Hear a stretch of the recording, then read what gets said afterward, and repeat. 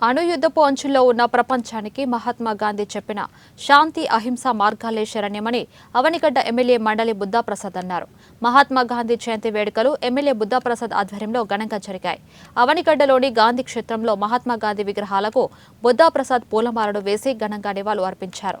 చెల్లపల్లిలోని గాంధీ స్మృతి వనంలో అతిపెద్ద గాంధీ విగ్రహానికి, నారాయణరావు నగర్ కాలనీలోని గాంధీ విగ్రహానికి బుద్ధాప్రసాద్ పూలమాలలు వేసి నివాళులు అర్పించారు. భారత స్వతంత్ర సాధన కోసం మహాత్మా గాంధీ అనుసరించిన విధానాలు ప్రపంచ దేశాలకు మార్గదర్శకాలుగా నిలిచాయన్నారు. లోకోత్తర మహోత్తర సత్యాగ్రహ పోరాటాలతో మహాత్మా గాంధీ సాగించిన స్వాతంత్ర పోరాటం బ్రిటిష్ వారి గుండెల్లో రైలు పరిగెత్తించిందన్నారు.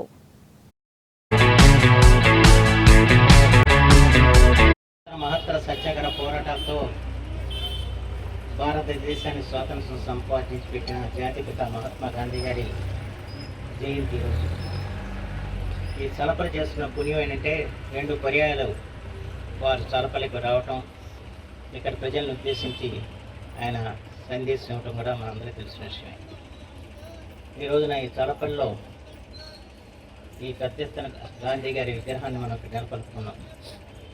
ఎందుకంటే వారి ప్రపంచ శాంతికి గాంధీ మార్గం సరైన అని చెప్పి యావత్ ప్రపంచం కూడా ఈ రోజున నమ్ముతున్న పరిస్థితులు వచ్చాయి.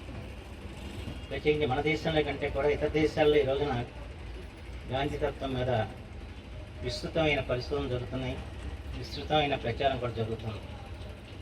ప్రత్యేకించి అణుయుద్ధ అంచుల్లో ఉన్న ఈ ప్రపంచానికి గాంధీ మార్గమే సరైనని చెప్పి వాళ్ళందరూ భావిస్తున్న పరిస్థితి వచ్చింది. ప్రత్యేకించి అమెరికా దేశంలో అయితే మీ అందరికీ తెలిసిన విషయం, ఒబామా గారు అక్కడ అమెరికా అధ్యక్ష పదవి స్వీకరించినప్పుడు నేను ఈ పీఠంలో కూర్చున్నంటే దాని కారకుడు మహాత్మా గాంధీ అని చెప్పారు.